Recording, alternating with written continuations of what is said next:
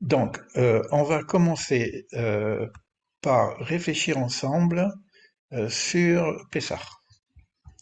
Alors, vous avez beaucoup de vidéos sur Pessah, hein.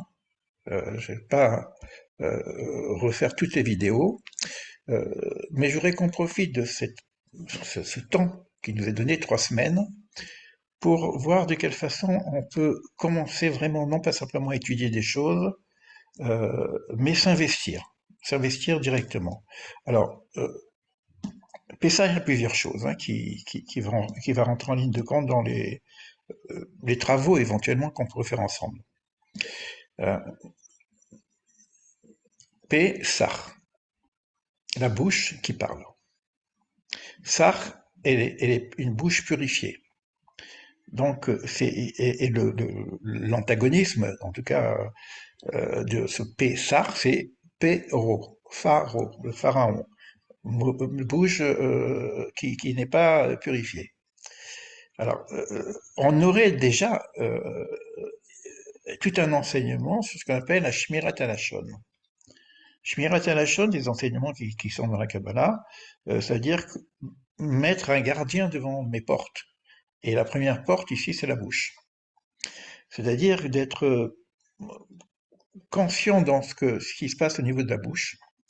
Alors la bouche, elle a un double rôle. Elle a un rôle de parler, donc avoir une parole douce, avoir une parole juste, vraie, authentique. Bon, tout ça, c'est un travail sur soi. Alors il y a des règles hein, sur le gardien de la parole. Hein. Et puis il y a ce que je rentre dans la bouche et qui va nourrir mon corps. Alors, à Pessah, on va, je ne dis pas que tout le monde doit faire ça parce que c'est un rituel et on va voir de quelle façon on pourrait revoir ce rituel au niveau universel, puisque Pessah, ça reste quand même une fête juive. L'identité juive, elle se fait avec la sortie d'Égypte.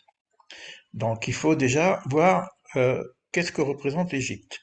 Alors, nous disons, nous, qu'on doit sortir d'Égypte pratiquement tous les jours, ou moins chaque année, pendant cette période-là. La période de Pessah, elle va durer à peu près 7 jours, 8 jours. Hein.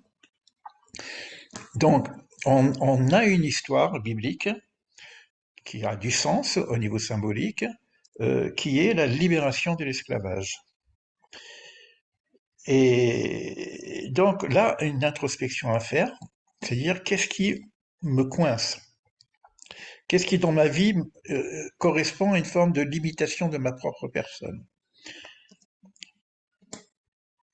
On appelle ça l'Égypte intérieure, mais moi j'ai envie de... Oui, c'est l'Égypte intérieure. On peut dire qu'il y a cette histoire où nous sommes sortis d'Égypte, et ça donne une forme d'exemplarité, d'une capacité de pouvoir se libérer de toute forme d'esclavagisme. Hein. Donc liberté, c'est la délivrance, hein, c'est le symbole de la délivrance, mais c'est aussi le symbole de la naissance, hein, la naissance du peuple d'Israël. Ce peuple hébreu va sortir d'Égypte et va devenir une forme d'exemplarité en fin de compte, bon, ça, même si ça ne marche pas, en tout cas le projet il est là, d'exemplarité au niveau de l'humanité. Alors, ça veut dire en même temps que si je travaille sur mon Égypte, même si je suis sorti d'Égypte au niveau historique, l'Égypte, je suis sorti avec l'Égypte à l'intérieur de moi-même. Donc maintenant, il va falloir que je travaille sur qu'est-ce que l'Égypte. On parle de l'Égypte symbolique, hein, rien à voir avec l'Égypte géopolitique actuelle. Hein. On parle, bon, parce que c'est plutôt Mitzraïm, Mitzraïm, ça veut dire étroitesse. Qu'est-ce qui me sert? Donc, moi, je peux travailler sur, réfléchir, hein, on verra en débat un petit peu, dans le débat qu'on va chercher, on pourrait partager des éléments existentiels qui me permettraient d'ouvrir la porte d'ailleurs, parce que ça va être en rapport avec la prochaine vidéo d'ailleurs, ouvrir la porte qui peut être fermée. Hein.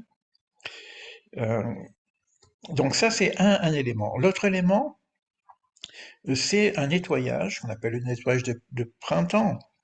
Je vais vite, hein, parce que vous avez plein de vidéos qui donnent en détail toutes ces choses-là. Hein. Donc, ce nettoyage vient nous dire qu'on doit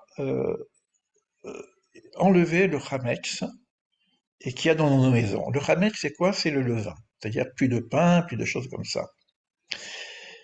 Alors, et pendant cette période-là, on ne va pas manger de pain, symboliquement, pour essayer de manger une galette qui est très très très étroite, qui n'est pas levée. Alors, la symbolique, c'est quoi le vin? Ce que je vous ai un petit peu mentionné, c'est qu'est-ce qui me fait gonfler? Qu'est-ce qui fait gonfler mon ego? Donc, la recherche du Schrametz, c'est vraiment un travail intérieur sur le fonctionnement de mon ego. Et lorsque j'arrive à le démanteler dans le sens je vois son fonctionnement, bah, à un moment donné, pendant cette période de, de la Pâque juive en tout cas, il a plus les commandes. On fait en sorte que pendant une semaine, non, je reprends le guidon de mon véhicule et c'est ma conscience qui commence à travailler et j'essaye de faire en sorte que mon ego il soit pas gonflé, c'est-à-dire bon, on peut pas enlever complètement l'ego, mais l'idée elle est là, c'est que l'idée elle est de travailler. Alors, je vous ai envoyé un document là-dessus, donc il y a plusieurs possibilités de travailler. Ça veut dire qu'on l'idée c'est pas qu'on fait une conférence et on s'arrête là. L'idée, c'est de dire comment on va faire pendant ces 3 semaines. Et on aura des échanges à faire pour que ça soit concret quelque part, hein. Euh, et je parle au niveau, je parle pas au niveau du religieux. Le religieux, il a déjà cette fête, il sait comment faire, etc. Il sait aussi que c'est une introspection sur soi. Je parle de cette dimension un petit peu universelle pour sortir à notre niveau. Alors, il y a aussi dans Pessah euh, cette notion de cette galette qu'on mange. C'est une galette qui s'appelle matzah. Il y a un rapport entre matzah et mitzvot, les recommandations que nous donne le Créateur. Mais il y a aussi un moment, on l'appelle lechem oni, le pain du pauvre. Or, oni, c'est la racine du verbe laanot, réponse. Donc, on peut voir qu'on va manger des galettes pour simplement dire, c'est on va manger comme nous étions en esclaves, on n'a pas eu le temps de faire monter le pain, etc. Ça, c'est la symbolique. Mais on va dire aussi, c'est le pain de la réponse. C'est-à-dire qu'en mangeant cette galette, on aura donc cette possibilité d'avoir des réponses sur des questions qu'on se pose, des questions existentielles. Et la fête de Pessah est organisée, et donc on va reprendre, hein, puisque chaque lundi on reprendra ça, et puis peut-être je vous enverrai des choses aussi tout au long de ces 3 semaines. Euh, c'est c'est organisé autour de questionnements. On a 4 enfants qui posent des questions, on a un sage qui pose une question, il y en a ce qu'on appelle un rachat, quoi, quelqu'un qui rejette le rituel, qui pose des questions. Il y a quelqu'un qui est simple, il pose une question très simple. Il y en a un qui pose pas de questions, par exemple. Après, on va dire quelle différence il y a entre cette nuit et les autres nuits. Et moi, j'aime dire aussi, bon, il faut déjà comprendre qu'est-ce que ça veut dire la différence de cette nuit avec les autres nuits, puisque cette nuit on mange des herbes amères, on mange des galettes, etc. On se pose ces questions-là. Et la Torah elle-même, le texte biblique, hein, apporte des réponses. Et avoir à nous, c'est dire quelles sont ces questions, le sens de ces questions et quelles sont les réponses que je pourrais avoir. Vous voyez, donc il y a vraiment beaucoup d'informations. En 3 semaines, c'est presque ridicule. Mais moi, ce que j'aimerais, c'est que que ces 3 semaines soient une forme de plan d'action qui nous permettrait de continuer. S'il y a une suite, on verra tout à l'heure quand je parlerai de la porte, hein, les interrogations que j'ai moi-même sur la suite.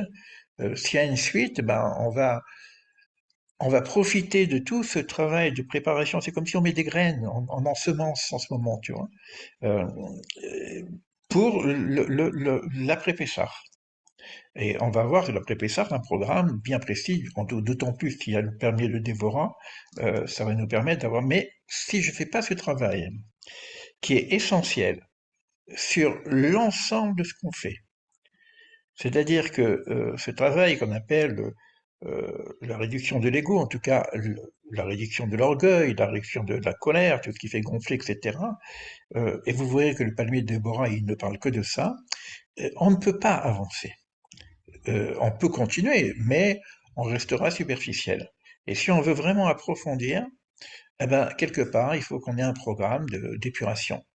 C'est pour ça qu'à la fin d'ailleurs de notre échange, je vous proposerai une méditation sur une épuration physiologique, psychologique et spirituelle en même temps, que vous pourrez donc reprendre. Je vais faire un premier niveau qui est sur le nefesh, sur la personnalité, l'ego, etc. Je ferai après un deuxième niveau la semaine d'après qui serait sur le roi, là le côté plutôt psychologique, la relation avec le cœur, etc. Et puis aussi même une forme d'intelligence et un côté beaucoup plus spirituel qui sera donc au niveau de la neshama, qui se passe au niveau du cerveau.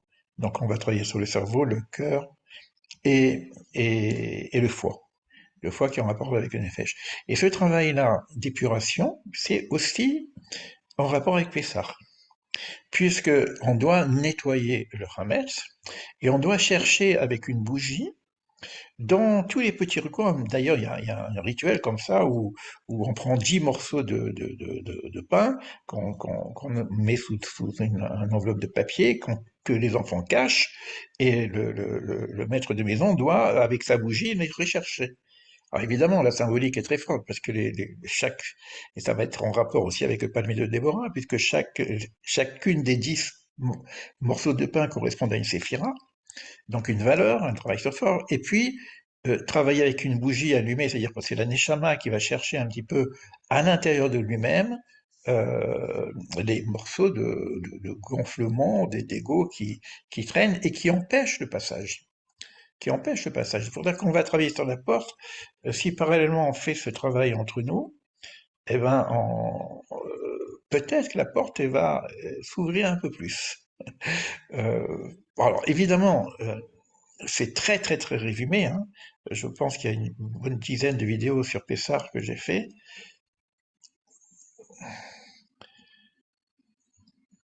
J'aime bien la notion de Pessar aussi, puisqu'on a parlé de la porte, c'est aussi un passage, puisque il y a une notion de passer, passer au-dessus d'eux. Donc, dans la symbolique biblique, on retrouve également cette notion de passage. Bon, voilà, ça c'est une présentation. Peut-être qu'il y aura d'autres choses dans notre échange. Moi, ce que je vais faire maintenant, c'est que je vais vous passer la parole de façon à ce qu'on puisse échanger. Donc, c'est l'enregistrement. Euh, Vous n'êtes pas donc obligé d'apparaître au niveau de l'enregistrement, comme ça on reste libre. Euh, on a un petit quart d'heure euh, pour parler un petit peu de cette première partie et on attaquera les deux autres parties juste après.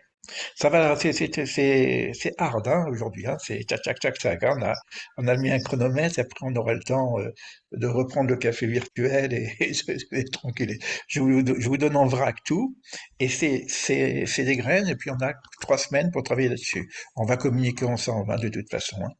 Alors, maintenant j'ai besoin de partager avec vous sur cette question-là, hein, sur la notion du travail qu'on peut faire et sur ça. Euh, alors j'ai une question. Oui, Si on a passé Pessah, donc si on a passé la porte de Pessah, on a fait le passage, on le sait comment. j'ai pas compris. Ceux qui ont passé le passage à Pessah, Oui. après il y a un changement Hmm. dans leur vie. On sait comment qu'on a passé la porte. A Ah, comment on le sait? C'est ça? Si j'ai... posteriori, oui. Moi, je pense normalement, c'est le changement. C'est qu'il y a quelque chose qui a changé en moi. Moi, quand je dis pendant quelle est la différence entre cette nuit et les autres nuits, parce que j'ai quand même animé, je sais pas combien de Pessah avec mon frère qui est traiteur, hein, bon, j'animais, bon, donc je faisais des cours, etc. Moi, je disais, quelle différence entre cette nuit et les autres nuits, mais quelle différence entre cette nuit de Pâques et les autres nuits de Pâques? Si cette nuit de Pâques, je fais exactement la même chose, je dis la même chose, c'est que l'année d'avant, j'ai pas compris ce que j'avais fait, j'ai pas fait le travail. Donc, logiquement, il doit y avoir une transformation. Alors, maintenant, la transformation, elle peut être différente hein, pour chacun d'entre nous. Et puis ça, c'est le travail intérieur. Je pense que intérieurement, on sait quoi. qu'il y a quand même quelque chose qui a bougé chez moi. Et ça va dépendre aussi comment on va avoir des exercices, par exemple, sur la communication avec l'autre, le recul de ma propre personne pour donner une place à l'autre, etc. Ça, c'est des choses classiques qu'on a en coaching, compagnonnage de soi. Et je vais peut-être penser à les faire, et après, je vais les faire naturellement.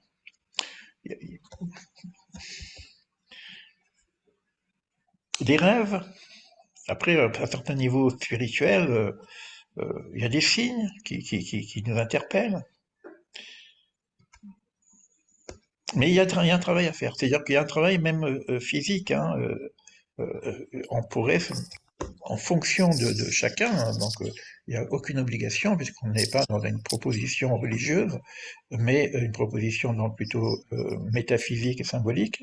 Mais on pourrait éventuellement se faire un certain programme. Moi, tout à l'heure, quand je vais parler de la purification du foie, bah, physiologiquement aussi, il faut travailler sur le foie. Donc on travaille. Après, si on va travailler sur le cœur, on va travailler sur le cerveau, donc les croyances limitantes, des choses comme ça. Alors, on ne pourra pas tout faire en 3 semaines, mais ça va nous permettre de mettre en place un programme.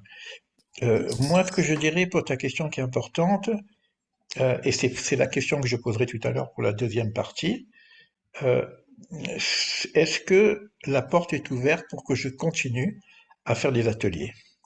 Et qui va faire les ateliers en fonction de toute cette préparation qu'on va faire ensemble?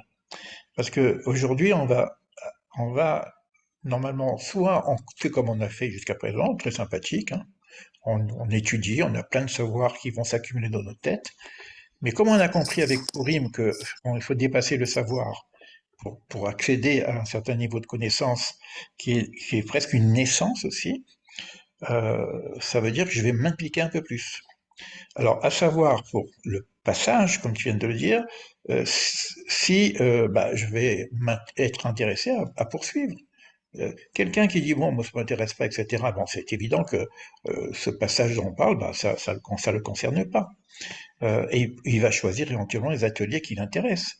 Quelqu'un qui veut rester que sur les lettres, mais s'il n'y a pas cette transformation intérieure, même sur les ateliers des lettres, on restera en connaissant, savoir, on apprendra des choses comme ça, mais il n'y aura pas la transformation intérieure. D'accord? Et dès qu'on va travailler sur la transformation intérieure, on va le sentir, quoi. On en a parlé d'ailleurs, hein, par les méditations, bon, il y a plein de choses qu'on va mettre en place. Merci Raphaël. Moi, j'ai une petite question. Oui, Je suis interpellée par le fait que les Hébreux ont quitté à la hâte.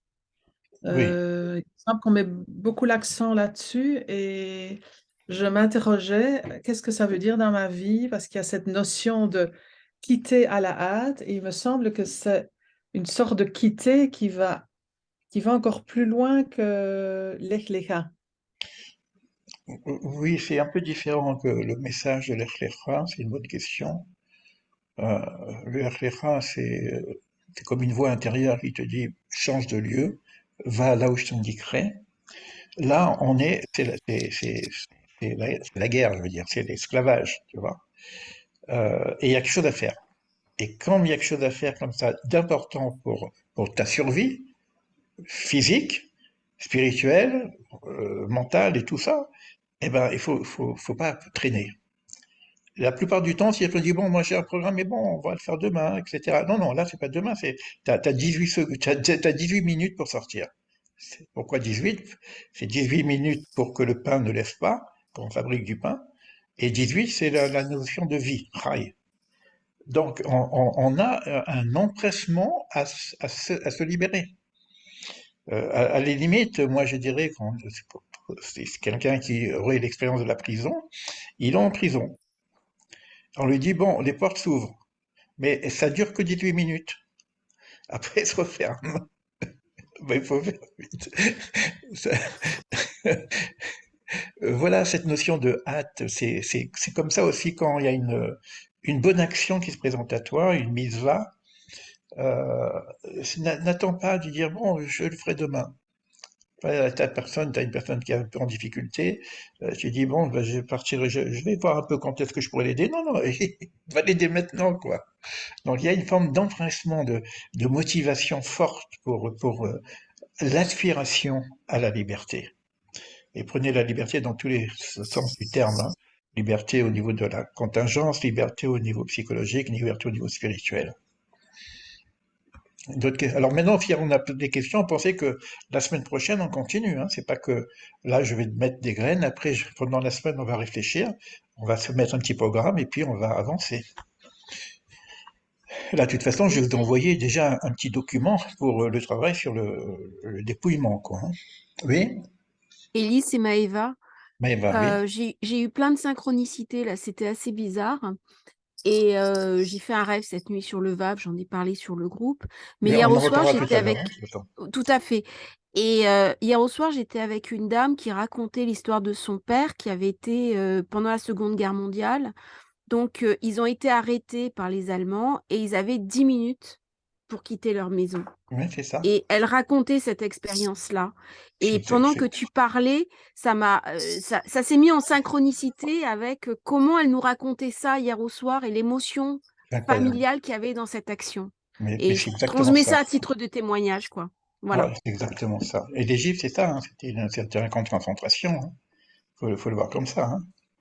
Et donc, on n'avait pas le temps. D'ailleurs, l'histoire est dit que le pharaon, avec son armée, il est venu tout de suite derrière. Donc, il y avait très très peu de temps pour sortir, quoi. Maintenant, on le prend au niveau symbolique aussi. Euh, Quand vous avez un... C'est pareil pour le nettoyage. Là, c'est très très pointu parce que à la graine près. Alors, on sait qu'on a besoin de l'ego pour vivre. Mais là, pendant une semaine, on dit on va essayer de vivre sans ego. C'est énorme. C'est énorme. Mais bon, c'est intéressant comme expérience, quoi. Euh, mais on va être très pointu. On va même exagérer. Parce que c'est comme ça que moi j'arrive à le voir. Parce que des fois, une petite graine, ça peut très très vite s'amplifier aussi, quoi. C'est un très beau travail.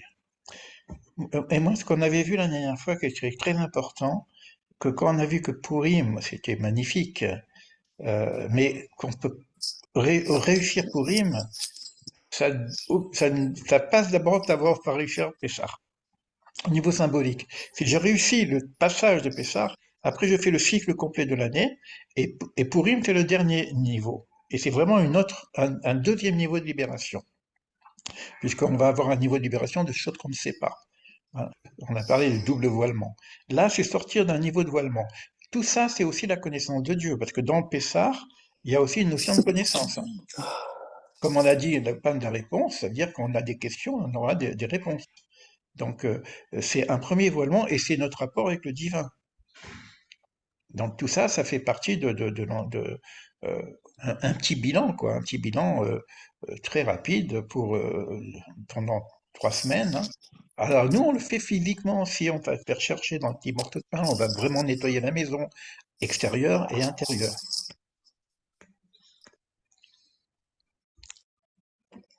On a encore 5 minutes sur Pessah.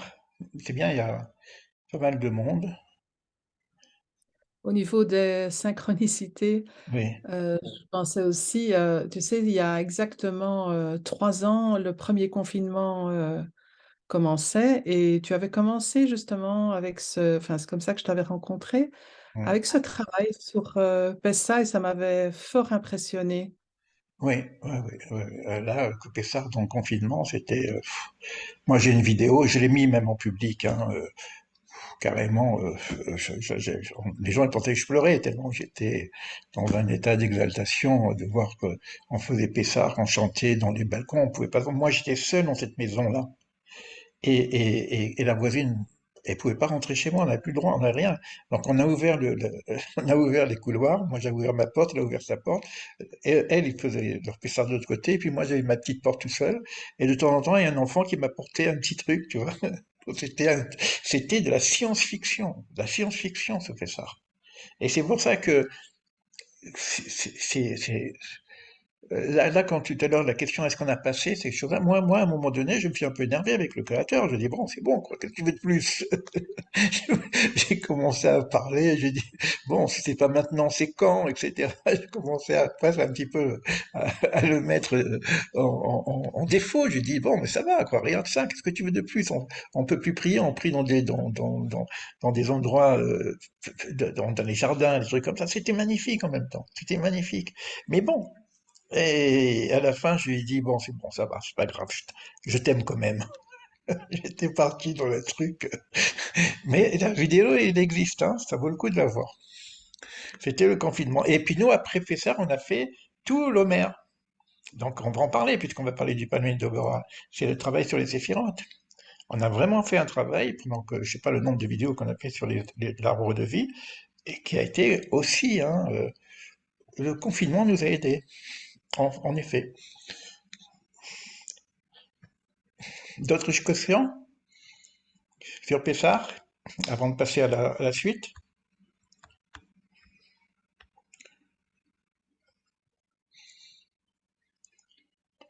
C'est fini? Ok. Alors je coupe. Alors, j'arrête.